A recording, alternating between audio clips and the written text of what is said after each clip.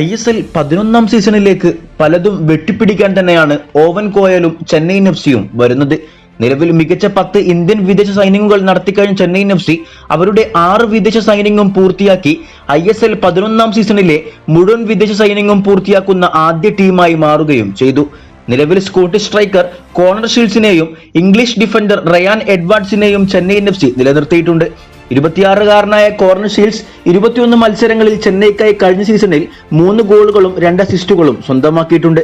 അതേസമയം defender Ryan Edwards 22 മത്സരങ്ങളിൽ നിന്ന് 2 ഗോളുകളും താരം നേടിയിട്ടുണ്ട്. കൂടാതെ ബാക്കി 4 പുതിയ വിദേശ താരങ്ങളെ നോക്കുമ്പോൾ ജംഷഡ്പൂരിൽ നിന്ന് ചെന്നൈ സ്വന്തമാക്കിയ ബ്രസീലിയൻ ഡിഫൻഡറാണ് എൽഷിനോ.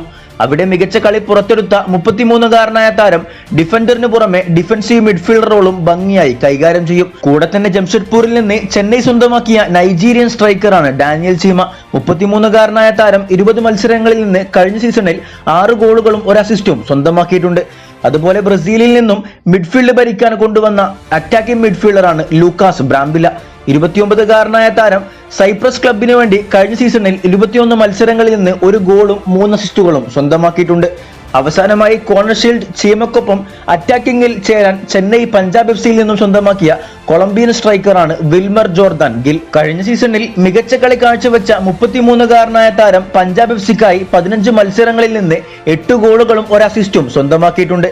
എന്തായാലും മികച്ച 6 വമ്പൻ വിദേശ സൈനിങ്ങുകൾ ചെന്നൈ പൂർത്തിയാക്കുമ്പോൾ ഈ സൈനിങ്ങുകളെ കുറിച്ചുള്ള നിങ്ങളുടെ അഭിപ്രായങ്ങളും കമന്റ് ചെയ്യൂ.